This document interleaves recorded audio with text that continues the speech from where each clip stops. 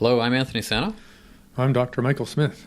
And this is Fusion Health Radio, the health, lifestyle, and mindset podcast. Episode 11, Should Your Relationship Become a Relation-Canoe?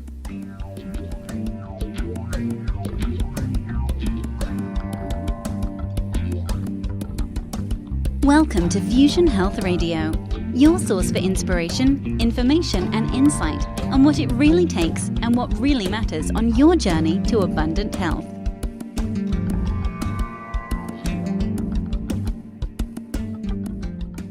Hello and welcome back to Fusion Health Radio. If you've been tuned in for the past 10 podcasts, this is episode 11. And hello and welcome if this is your first time listening in. I'm Anthony Sanna in studio with Dr. Michael Smith, talking to you today about something more lifestyle and mindset, because that's kind of what Michael is all about as well. Today's episode, Should Your Relationship Become a Relation-Canoe?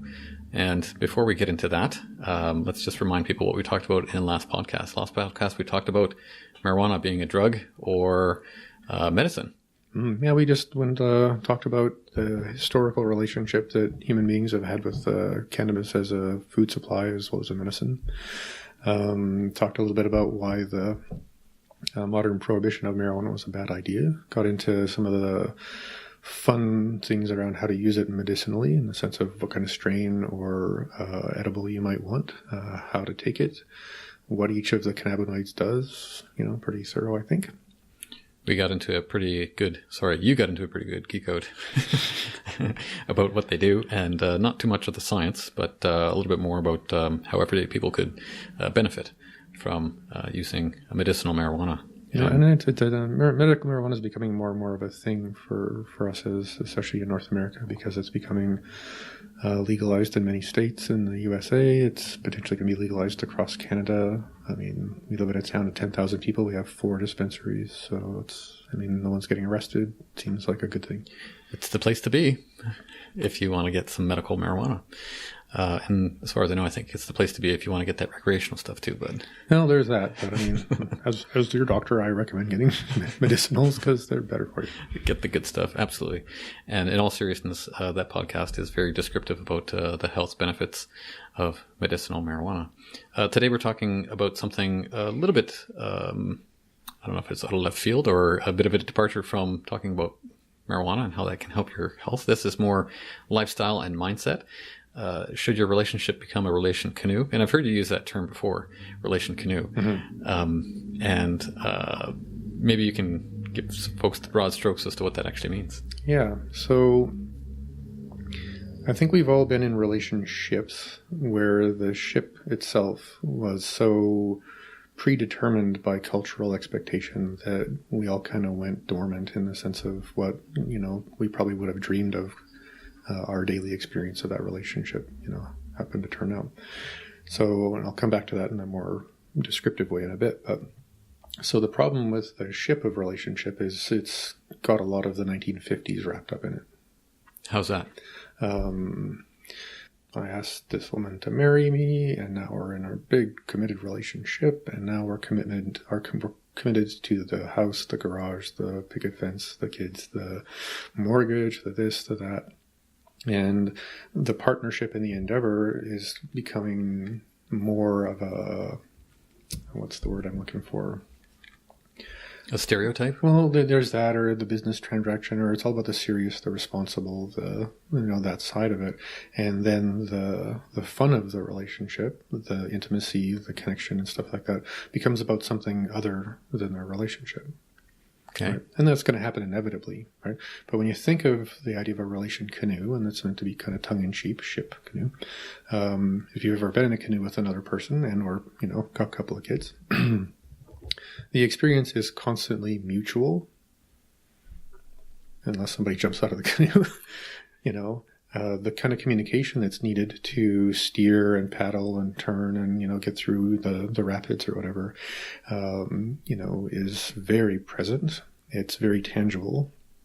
Unless you're yelling at each other about what you're doing wrong, you're playing. Right? So now the context of your relation experience is, am I doing this more, does this feel more like a canoe ride or, a job? And the job would be the way you describe a relationship. Yeah. So if I was to take the ship analogy further, because imagery, I think, works in the sense of radio, because I can't stuff pictures through the microphone yet. Click here. Click here. Well, we'll get that figured out. When I think of the ship in the sense of relationship, where it becomes challenged is, imagine that a ship is actually a floating castle. Okay. And they kind of are. A big ship, it's a paramilitary thing. There's the captains and the lieutenants and the whole thing. And the seriousness of screwing up in a ship is pretty, important, because you could, like the Titanic, crash into an iceberg and kill everybody. So, and you look at I think of the Titanic as a, sort of fashionable image for, that castle idea, which is there's this abstraction around everything being protected, right? Someone's, doing the protection thing. And a castle, it's all about being safe because you're inside the castle, hopefully the king and the queen. And you've got these sentries, or lawyers and other things that make the whole thing really large and heavy and kind of abstract. And we kind of fall into this patterning because it's been in our culture for so long, where the assumption and expectations of what we have, depending on maybe what our parents did to us, or what we've seen on TV. I mean, we all, as human beings, we model what we see, right? And if we've never seen a model for something outside of the ship version of the experience, then we're either going to go for that because we really want it. We're going to go into that because we don't think we have any other options. We're going to go into that, dragging our heels, kicking and screaming because that's not what we want. But now I guess we're pregnant. We should do the marriage thing or whatever.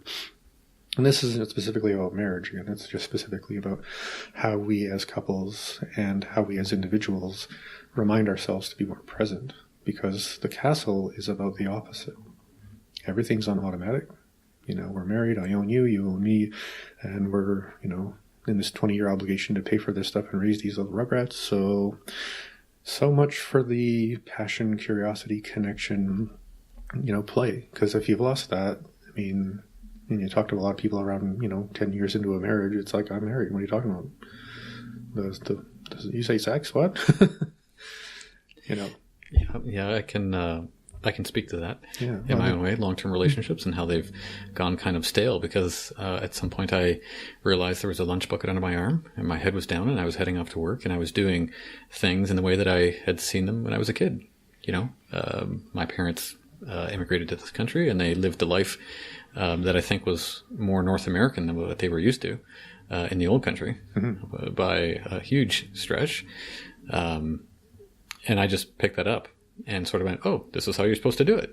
Yeah, and I think, honestly, in countries where, we call old countries, where the traditional model is still so embedded in the culture and everyone is doing it, again, it's more likely to keep that kind of play and partnership and stuff because everyone's not off working, There's a little bit more family dynamic happening as opposed to this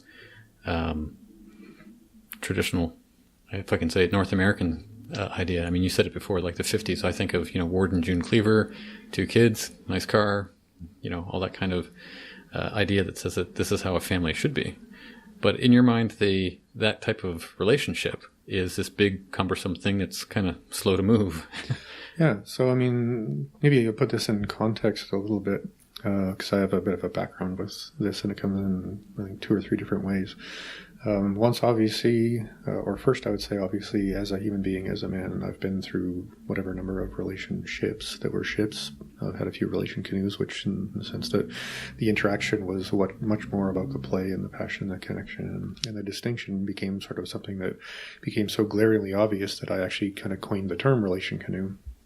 And, if I'm going on a date with someone and it looks like it's going somewhere, I'm like, can I tell you a funny story about ships and canoes? And to try and, have that as sort of a way of communicating a lot of information in a short term. Because if it, months go down the line, I'm like, I think we need to go for a canoe ride. Literally or metaphorically, that kind of signals your partner. I want to make sure we haven't lost track of how much fun we have, because it's very easy once something becomes predictable in the sense of sexual access or, Friday date night or whatever, our attention is so naturally drawn to all the stimulus of modern life that sometimes you have to kind of wave a little bit at your friend. Hi, canoe ride. Oh, yeah, sorry, I got really busy with whatever. So that's one thing. The second thing that brings me into, I don't know, speaking about relationship, I guess, as a clinician or as somebody who has a reason to have an opinion. I've been practicing medicine for 20 years. 80% of my patients are women. They're much more likely to talk about what's going on in their lives in terms of, deeper feelings and maybe why it is the stresses are in their life, are the way that they are. So that's a lot of conversations with a lot of people, and most of them are unhappy in some way. So asking them about, what's missing in the relationship or what needs to change, there's a time to leave, or, here's a funny idea on how to solve that problem. And or actually doing counseling with couples, which I haven't done a ton of, but sometimes patients, sometimes men, but more often women are going to say, it'd be really nice to just bring my partner in and sit down and talk about what we've been talking about, to either put the cards on the table or to get more support for a person who needs more support because they're medically being treated for something that's complicated. So, I probably would say I've got at least a college degree in hours of sitting down with people trying to figure that stuff out and co-creatively solve those kind of problems. More formally, though, I got into Chinese medicine studying to be a Taoist priest. And traditional Taoism comes with these different branches of knowledge and practice. And one part of that whole tradition is what's called sacred intimacy.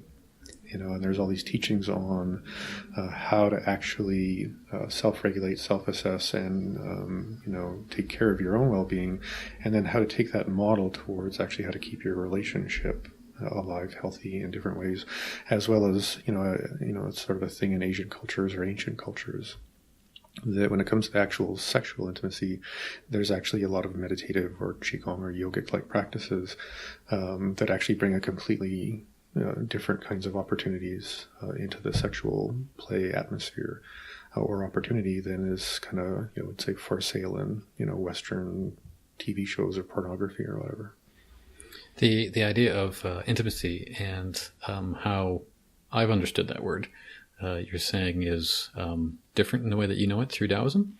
Well, I wouldn't say just Taoism. I'd say any really ancient culture that has a long history, they seem to have a really different sense of intimacy. I wish I had a computer screen in front of me because then I can read the definition of intimacy on Wikipedia. But it basically implies someone you've known for a long time, someone you can trust with, your life, your secrets and things like that. Someone who you are going to be patient with if they're going through hard times. And the idea is that you're kind of in a safe place with someone who you can trust and, who will be predictably supportive, in some way, as you both grow old together, And when you look at, that sounds like a good thing. It'd be nice to have that opportunity where all the safety and the trust and the sense that person's going to be there even if things aren't perfect for a while. Mm-hmm. So there's that idea of, long-term relationship and intimacy. And, gradually as we age, our mindset and our beliefs and maybe other things change a little bit.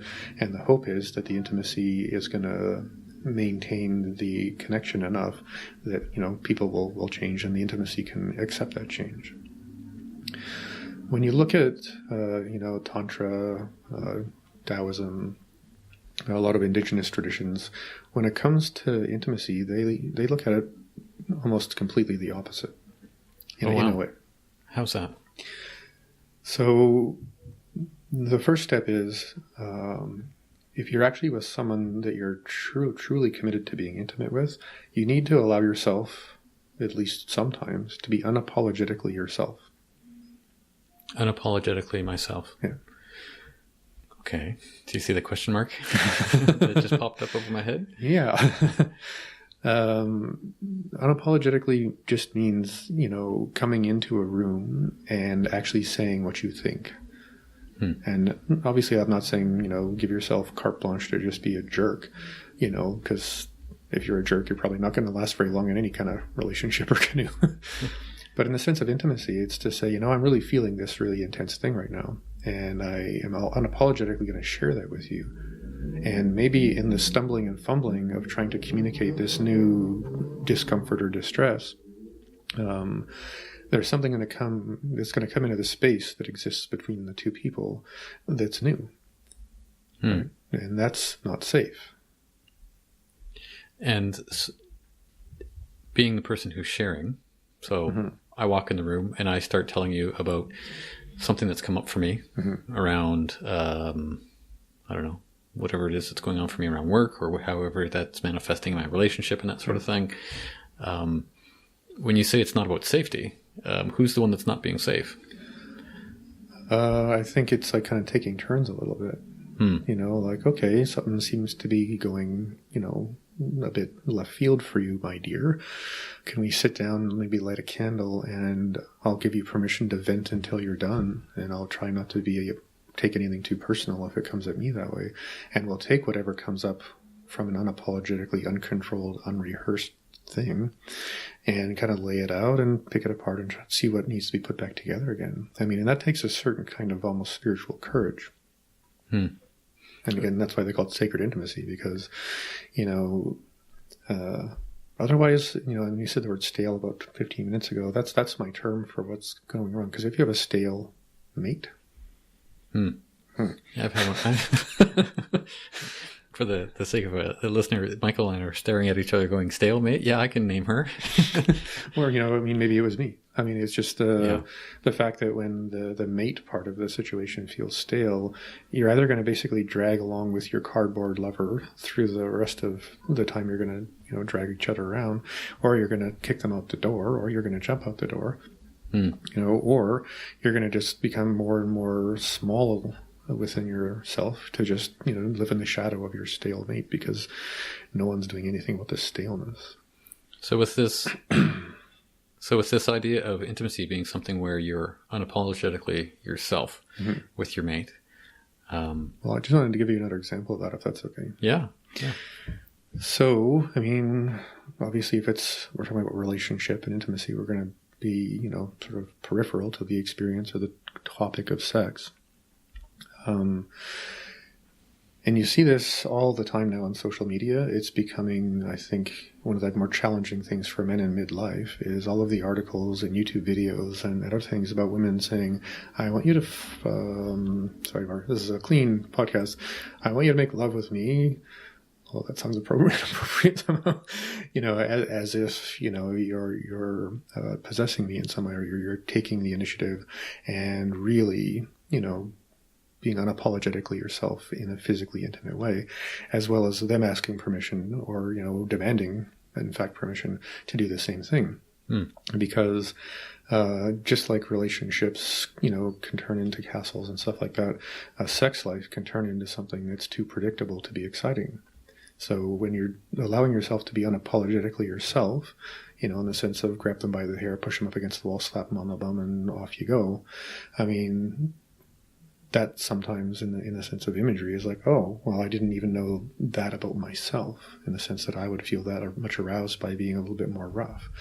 Now, rough is one way of being unapologetic, so I want to balance it out by maybe, you know, rose petals and chocolates and really nice music and, you know, essential oils, to be unapologetically romantic in your gesture of you know, inviting someone else into intimacy is in its own way a big arousal for people. You know, because that's that dopamine anticipation thing. Well, this person spent 3 hours setting up this scene. You know, I mean, there's so many opportunities for a more playful, unapologetic, slightly rough or slightly exaggerated sex life that allows us to be intimate, because now we know something new about ourselves that we did not know in the past in the space of our intimate lover. And so you're saying that in a Relation-Canoe, one has more capacity to be nimble in their thinking, in their sort of connection with their partner.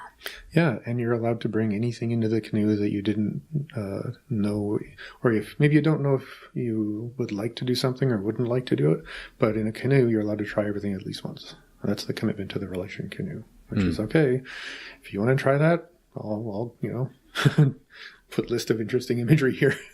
I'll play along and see. And it may turn out you like that thing more than the person who initiated that thing. And they're like, no, that isn't really what I wanted. But you're like, but I really liked it. So can we do that more often? And they're like, well, okay, but I mean, it's not really my thing, but So that just brings up the idea of trust and how that actually, I mean, it's, so if I'm in the canoe and all of a sudden, we're floating along and I want to bring in, 2 or 3 other guys or whatever it is to bring them into the canoe with me, whatever it is that floats my boat, floats my canoe, if I want to entertain that, I'm sort of taking them down this sexual, image here, just because I want to try to clearly make the point. Let's make the point.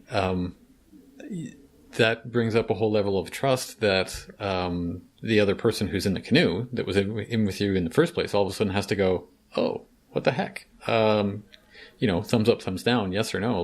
Well, as long as they're allowed to say yes or no, I think you're still on a fairly intimate, trusting thing. Okay. Whereas you just open the door to the bedroom with 2 football players, I don't know if that's going to go over very well. Yeah, I can't say that I've ever tried it, so I'm not going to go that far with it. Sorry, ladies, it was a bit of a tangent. Yeah, but so talk to a little bit about the idea of trust. I mean, I guess that's what I'm really trying to get at here. Is like if I'm in a canoe with somebody, I have to have some kind of level of trust with them that goes probably far beyond what I would have if I was in a relationship. In a relationship, I'd be asleep at the wheel.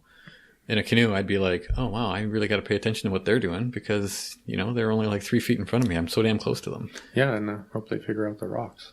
Yeah. So I do a little bit of a riff on trust. I call it the Valentine's curse. And I'll play it out as best I can on the radio. I've never done this on a radio before. So go back to grade 3. This is the first time I saw this because I was, at a very small school. We're all going to have to learn a new word. It's called inculcation. It's the way your culture turns you into a member of your culture through predictable inculcation episodes like this.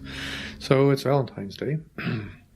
And we're all sitting there with little envelopes with hearts all over them at the front of our desks. And we're all making little, colored paper hearts with little things that we fold up and put in other people's envelopes. Right?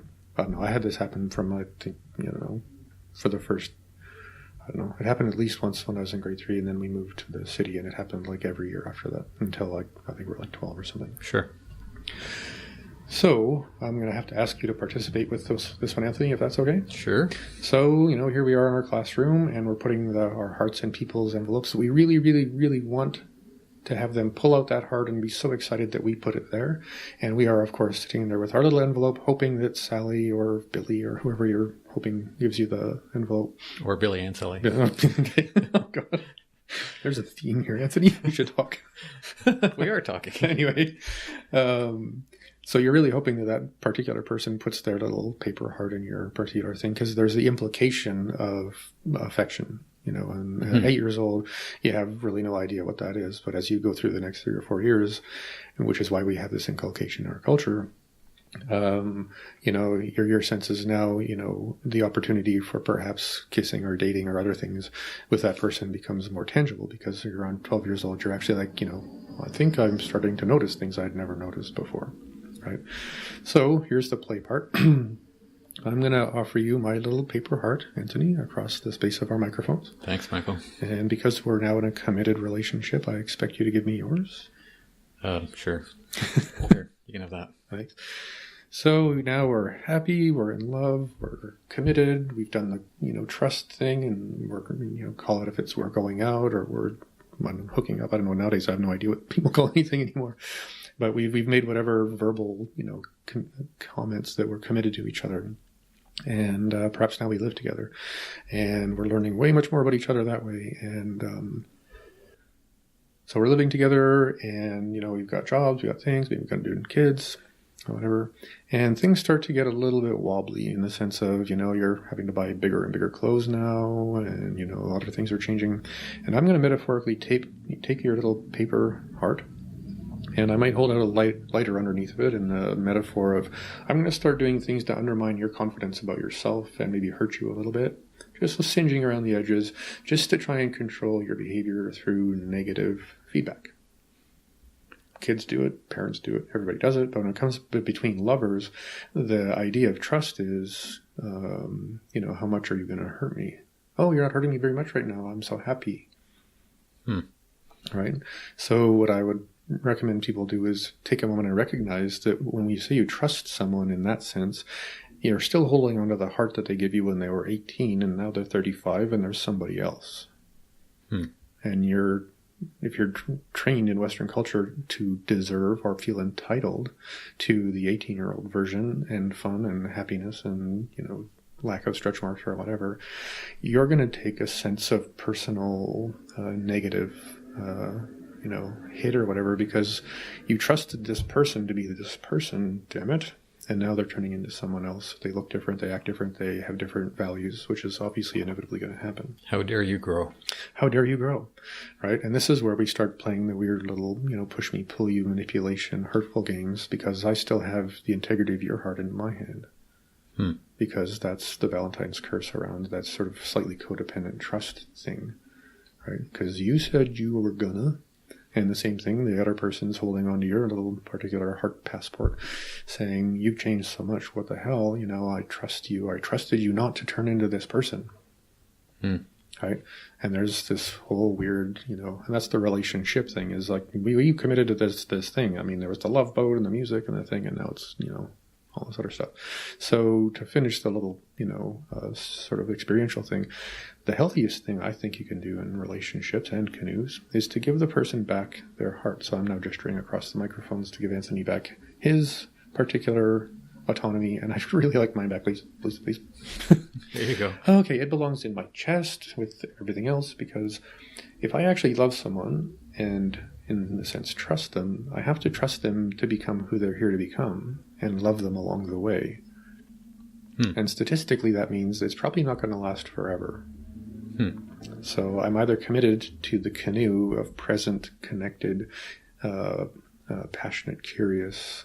Where are you at? Where do you want to paddle this canoe? Oh, I can't go that way with you.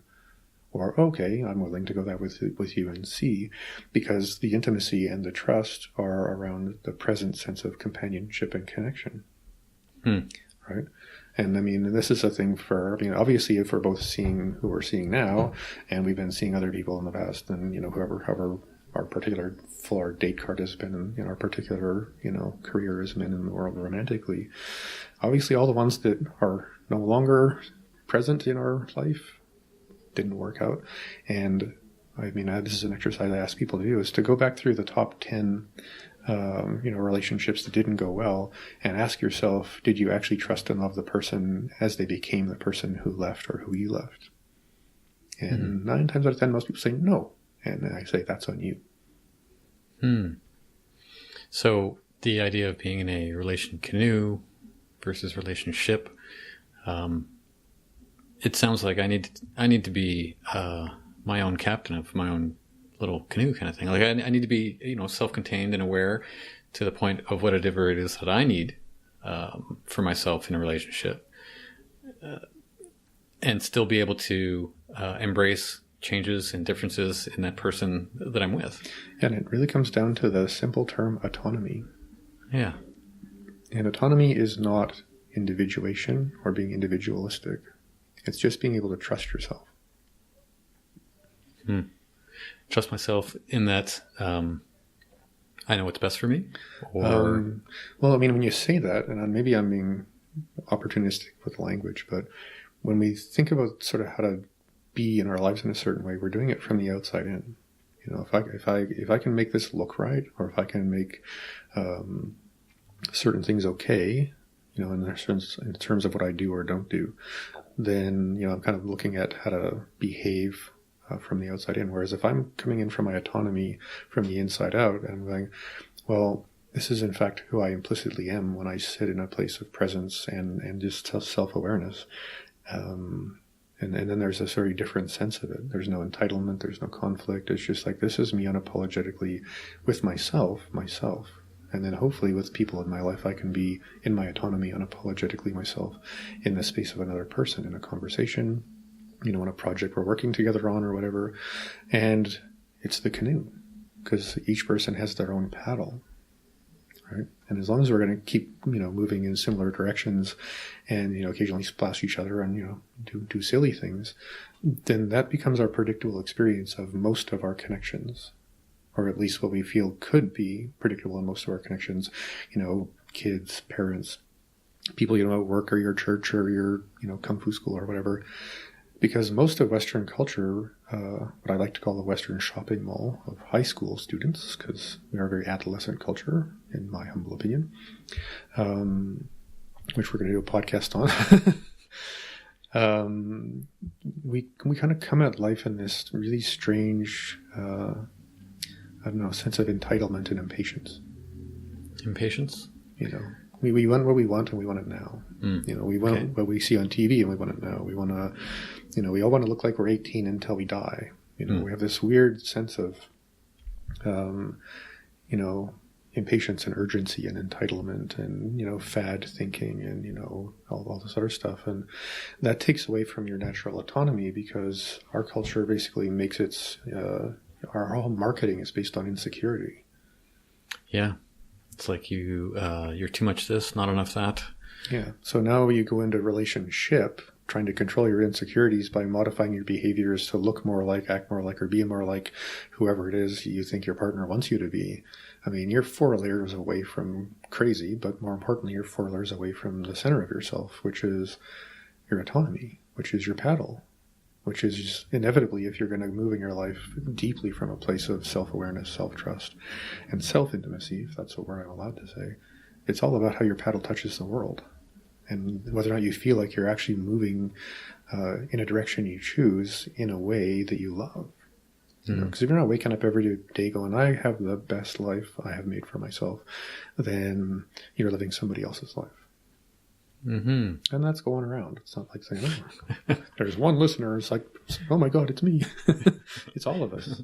Well, there's a few more people out there scratching their head going, I recognize that person. Mm-hmm. Yeah. So this whole idea and how it formulated in your mind about autonomy and that sort of thing. You mentioned at the beginning of the recording here today about Taoism. Mm-hmm. So how does that relate? How does that, what's the connection between what you first got introduced to around this to where you actually have come to it today? Can you sort of summarize your sort of,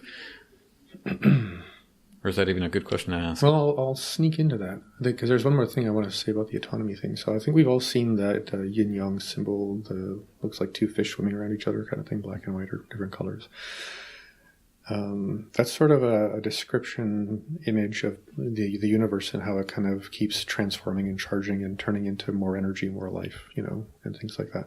So imagine 2 people in their autonomy moving towards each other, but never becoming the other person in the sense of all the sort of passive aggressive codependent stuff.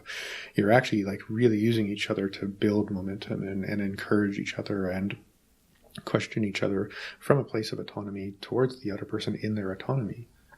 I mean, I'll say this to the men listening, sorry to say, you're conditioned to try and undermine your woman's autonomy to control her behavior. It's from high school on, that's been your thing.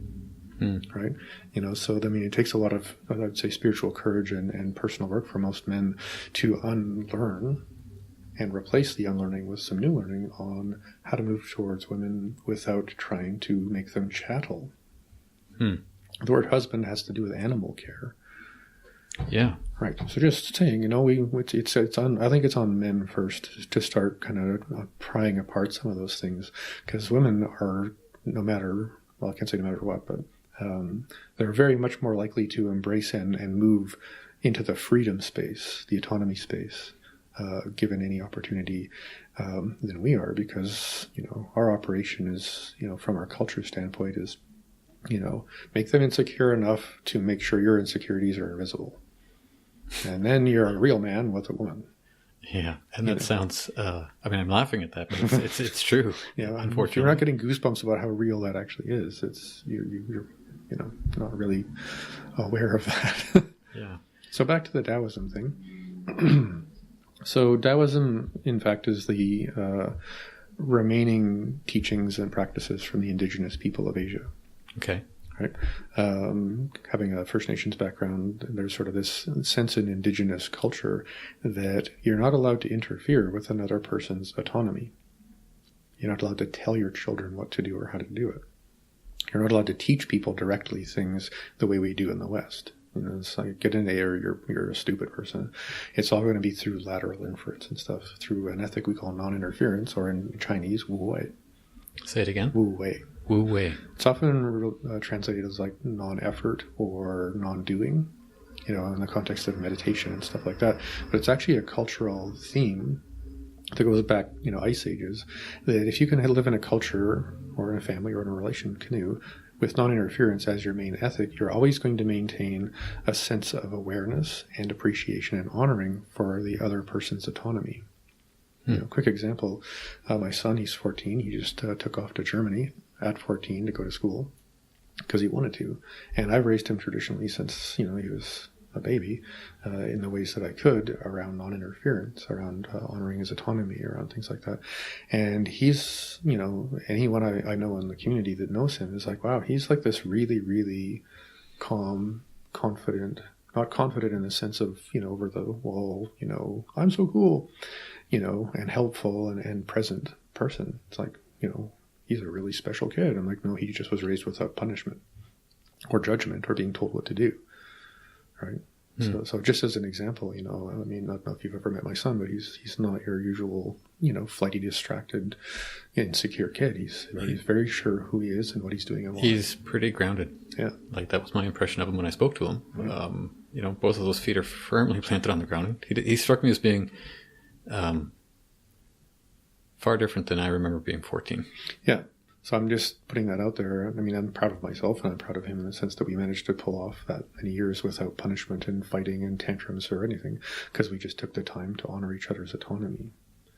Right. And that's still a conversation we have when we know he's in Germany. It's like, you use your autonomy to decide when and how often you want to communicate with me, say through Skype or email or other things. And I'm going to honor that because, you're a young man now and you're on this adventure. And in no way am I going to demand my entitlement kid time. Although I probably would if I wasn't me. Or you can have those ideas, just don't talk about them. just don't put them on a podcast. Yeah.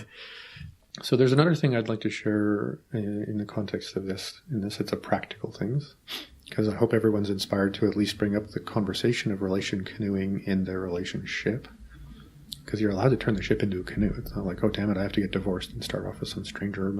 You can just say, honey, it's time to go for a canoe ride. We're going to change things up because the stale thing is starting to get pretty thick. Yeah, well, and for all that we've been talking about the bigger picture of what this is, my last question to you was going to be like, okay, in practical terms, what does this mean to the listener? How can they sort of take away whatever it is that you're on about with the relation canoe? Okay, so step one is to have that conversation. I think we need to change the relationship paradigm to the relation canoe paradigm and find ways to make the connection more important than the process. And I'll give you kind of two traditional teachings on that for the people listening, because those things I think are kind of potent. One teaching, it's First Nations teaching, that if you're in a relationship, marriage, whatever, it's like you're two people sitting at a fire. And the fire is the image of the passion, the connection, and the love that exists between those two beings. Now, crazy thing about fires is if you're both sitting there for a long time staring at each other with big happy goo eyes or whatever, it's going to go out. So in that sense of the teaching is you have to stoke the fire and then take turns moving away from the fire to find more fuel, more wood, more interesting things to do together, more surprises, more committed times to really help that person achieve something that they need to get into for themselves for whatever reason. And as that happens, now you're truly companions, right? And if you're sitting at the fire and you keep going off to get the new tickets to the ski hill or the new map for mountain biking trails or the new place to go in Costa Rica, pick up surfing or something like that. And the other person isn't bringing in anything to the fire in the sense of, I'd really love to do this with you, or I'd really like you to help me with this, or I'd really like to help you with this. The fire's going to go out. Right? And this is the fun about the Relation-Canoe thing is, let's say, well, keep the metaphor causal. We pull over the canoe and start a fire. And as long as both people are bringing wood to the fire and you're both paddling, well together, you're going to have the most amazing companionship, experience for as long as it's meant to be. And there's no sort of stereotypical Western North American kind of construct around that we're living. It's not going to be Ward and June Cleaver sitting around that fire. No. It's going to be Ward with a little glass with ice and bourbon and her in the kitchen. Yeah. And kids running around everywhere. For the sake of our listeners, if you're not older or old enough to remember who Ward and June Cleaver are, just Google Leave It to Beaver. There you go. And I don't know. I'm sitting with a sense of karma of the number of people who might go, you just made me spend 20 minutes watching that. Oh my God.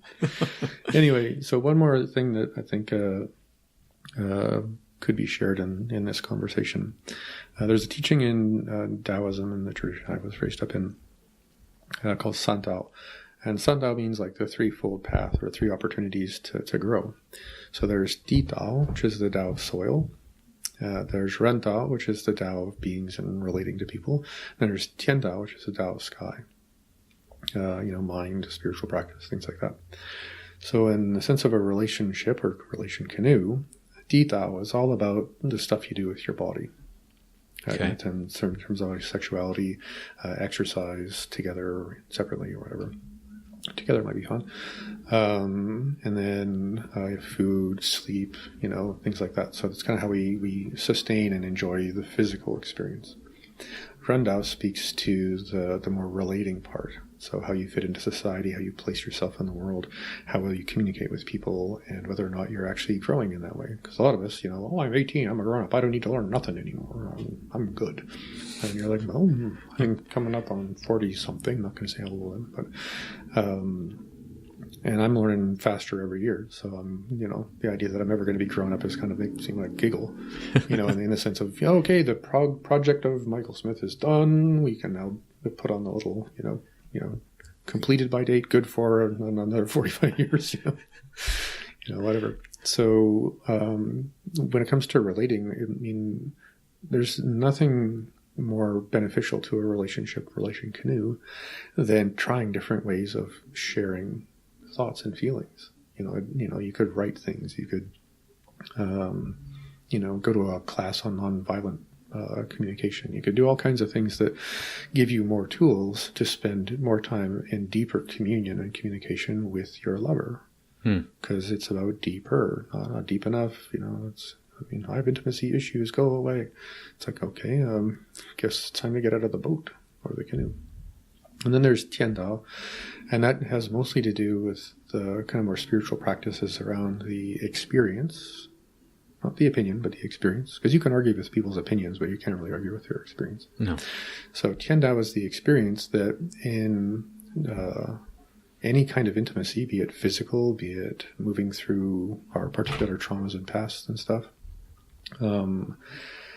the intimacy is that the universe is actually in a state of reunion through the masculine and feminine, through the interactions we have, physically, emotionally, verbally, right?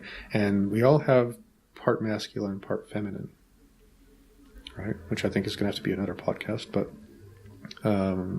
if you're not paying attention to the well-being and the expressiveness of your inner masculine and inner feminine self and honoring that in your lover, then things can get kind of back to the stalemate thing, right? And if we were to do another podcast on intimacy and relation-canoeing at some point, from a Taoist point of view, there's a whole series of passes that relationships go through time that are the actual natural maturing of the relationship as an entity and both people involved. And so, sorry, those passages? Yeah. From the Taoist perspective? Yeah, we should do a podcast on that. Yeah. And it's basically mostly through the awareness of the power of vulnerability. So I keep coming back to the idea, it's been ringing in my head over the course of this whole podcast, if you love something, set it free. That T-shirt. Mm-hmm. And I don't know if that's too trite an expression to sort of sum up whatever it is you've been talking about, but it's occurring to me, and I'm measuring what you're saying against my own relationships that I've had, both my current one and ones in the past, with how I've been more successful in that relationship. And when I think of being successful in a relationship, I think about, did I come out of that relationship spitting? Was I angry? Was it a huge F you to whoever it was? Or was it, hey, see you later, text me and we'll go for lunch next week? And it's been both. And success, I think, for me has always been based on how connected I am to myself.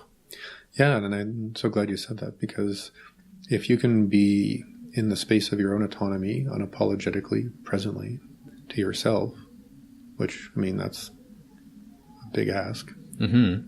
Yeah. And then realize how empowered you are and how at ease you are and how confident you are because you're actually comfortable. Because confident people sometimes are actually just hiding insecurities, whereas people who are confident but also really comfortable with themselves, that's a win. If you can have all of those little boxes checked in your internal experience and bring that to the person that you're maybe meeting for the first time or wanting to ask to marry, they will always see you for you, and you'll always be looking into them for them. Right? I mean, one last little tidbit about relationship advice, especially if you're single. The next time you go on a date or a hookup or whatever we call it now, decide to dress like, act like, tell the jokes like, talk about the TV shows you actually like, the music you actually listen to when no one's around, and bring no pretense at all to, I don't know, dating is sort of a slow motion sales pitch or something, and just say, I'm just going to sit here unapologetically as myself, completely not distracted by any of the subterfuge of trying to promote myself or hide something about myself, and stay completely present to the other person. They're going to see you for you, and they're going to see you looking into them as if you might already love them in some way, because deep attention is what love really is. And then if they're attracted to you, they're actually attracted to you. And if they decide they like you, they really like you. And in 5 months from now, it isn't going to be the typical, so by the way, I actually don't like country music and I hate high heels and this whole thing with the leather and, buckles, it scares the crap out of me. Whatever, because then it's really, as your doctor, I just want you to know that if you're actually like in your spine, in your bones, in your heart, totally clear about what you're doing and why, you're not going to get sick. Wow. So all of a sudden the health, lifestyle and mindset podcast comes to, gotta get all three. Gotta get all three. Wow. Great. The idea of being myself, authentically myself, in a relationship. I've had the experience where I've done that deliberately, but I've also had the experience of like, this is never going to go anywhere. I'll just show up, wearing track pants and a hoodie kind of thing and having it be the best date ever. Yeah. So, lots to chew on here. Yeah. I would encourage anyone listening to this to just sit down for a period of time, hopefully if you have the time after listening to this, and be unapologetically aware that you might be used to or used to certain habits and behaviors in ways that a part of you suddenly might feel inspired to just shake off. And there may be things coming up in you that you've kind of bumped over the head, like, no, I don't have time for this. It's, whatever. That may guide you on whatever adventures and misadventures take you to a place of true love and happiness with or without someone else. But until you're in your autonomy, just, asking for it, show me who I really need to be in this life, in some way within yourself. You're still technically hiding from yourself. I think that's a great place to wrap things up for the day. This has been episode 11 of Fusion Health Radio, the health, lifestyle, and mindset podcast. Today's topic, should your relationship become a relation-canoe? I'm Anthony Sanna. Dr. Michael Smith. And we are happy to be here podcasting 11 episodes in. We are world famous We're on the internet all over the place, on iTunes, Stitcher, Podbean, and we would love it if you told us what you thought of the podcast. You can do that through Facebook. You can do, comments from iTunes. Mm-hmm. And you can just give us some love and attention in that way. And I think the reason why you want to do that is because, number one, we want to hear that sort of thing. We want to know how we're doing. But we don't really get any sort of notoriety from iTunes. iTunes doesn't show us to everybody, even though we're on iTunes, until we actually get, what is that thing, 5 or 6 comments? 5 or 6 reviews. You actually have to go on there and click whatever number of stars you think that, you feel that we're doing for you, because that's why we're doing this, is for everybody out there. And if you feel like writing a comment, it could be simple as great show, or, why are those trucks driving by in the background? There's construction across the street. We didn't plan that. Or whatever. But that sort of reciprocity of, we're sharing with you if you share with us, ask questions, especially because we'd love to know, how to tweak the show or address your actual concerns. Mm-hmm. Yeah, we're just a couple of podcast hacks here. So, but it becomes like I think a more organic way of figuring out where the podcast inevitably is going to go, because as you ask us questions and we answer them, that's going to be what most people are going to kind of expect, and we can get more focused in on certain things for people who need that kind of help, because that's my favorite thing. Even if I don't know how to fix something as a doctor, I'll go and research the heck out of it until I do.